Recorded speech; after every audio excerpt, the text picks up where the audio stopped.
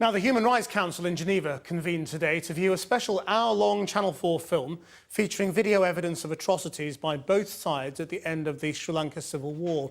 Footage first aired on this programme has already prompted one UN Special Envoy to conclude that there is evidence of serious international crimes. Our Foreign Affairs correspondent Jonathan Miller reports. Every year, the United Nations Human Rights Council convenes in Geneva to debate some of the weightiest moral issues of our times.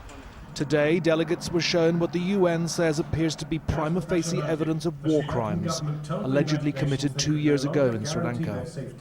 The notorious killing field video is never seen before, raw and uncut. In this sequence, recorded on a mobile phone by Sri Lankan government forces, naked tiger prisoners are executed with their hands bound behind their backs. It's a brutal watch, the summary execution of Tamil prisoners by Sri Lankan government soldiers. Footage first broadcast on this programme and authenticated by the United Nations. Today, the hour-long documentary was premiered at the UN Human Rights Council, whose members just 2 years ago passed a resolution congratulating the Sri Lankan government on winning its 30-year-long war against the Tamil Tigers. Today, the tone is rather different. This body was formed in the wake of World War II precisely to address this kind of assault upon human dignity. And it is the responsibility of this body to do so. Now what? These events have happened.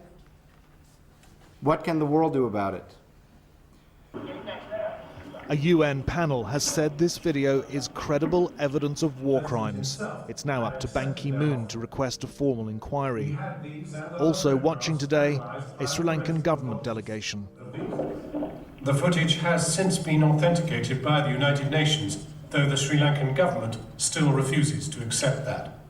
We have already made a preliminary investigation on the video, and we have scientific material to establish that this particular video has is not authentic. Excuse me, sir. Excuse me.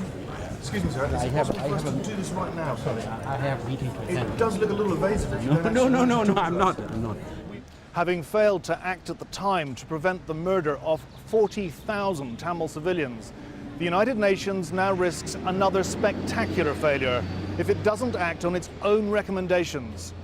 If alleged war crimes go uninvestigated and unpunished, it may sow the seeds of future conflict in a new generation of Sri Lankan Tamils who already feel betrayed by a world which they think is letting their government get away with murder. Jonathan Miller, Channel 4 News, Geneva.